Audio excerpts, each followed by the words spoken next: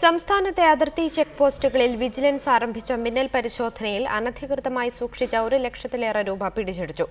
സാധനങ്ങളുടെ ഭാരം കുറച്ചു കാണിച്ച് നികുതി വെട്ടിപ്പ് നടത്തിയ സംഭവങ്ങളും മിന്നൽ പരിശോധനയിൽ പിടികൂടി. ഓപ്പറേഷൻ നികുതി എന്ന പേരിൽ പുലർച്ചെ മുതലാണ് ചെക്ക് പോസ്റ്റുകളിൽ വിജിലൻസിന്റെ മിന്നൽ പരിശോധന ആരംഭിച്ചത്.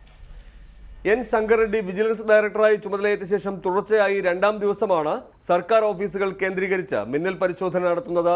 ഓപ്പറേഷൻ നികുതി എന്ന പേരിൽ ഇന്ന് പുലർച്ചെ മുതൽ സംസ്ഥാനത്തെ അതിർത്തി ചെക്ക് പോസ്റ്റുകളിൽ വിജിലൻസ് മിന്നൽ പരിശോധന ആരംഭിച്ചു. വിവിധ ചെക്ക് പോസ്റ്റുകളിൽ നിന്നായി അനധികൃതമായി സൂക്ഷിച്ച 1 ലക്ഷത്തോളം രൂപ പരിശോധനയിൽ പിടിച്ചെടുത്തു. മാഹി ചെക്ക് പോസ്റ്റിൽ നിന്ന് 22,000 രൂപയും തലപ്പാടി ചെക്ക് പോസ്റ്റിൽ നിന്ന് 28,000 രൂപയും പിടിച്ചെടുത്തു. കൊല്ലം ആര്യങ്കാവ് ചെക്ക് പോസ്റ്റിൽ 2 നിന്നായി 7,000 രൂപയും പാലക്കാട് ഗോപാലപുരം ചെക്ക് പോസ്റ്റിൽ നിന്ന് 5,220 രൂപയും ഗോവിന്ദപുരത്ത് നിന്ന് 950 രൂപയും പിടികൂടി. വഴിക്കടവ് ചെക്ക് പോസ്റ്റിൽ മാർബിൾ കയറ്റിയ ലോറിയുടെ ഭാരം കുറച്ചു കാണിച്ച 18,000 രൂപയുടെ നികുതി വെട്ടിപ്പ് നടത്തിയതും പരിശോധനയിൽ കണ്ടെത്തി. പരിശോധന തുടരുകയാണ്. റിപ്പോർട്ടർ, തിരുവനന്തപുരം.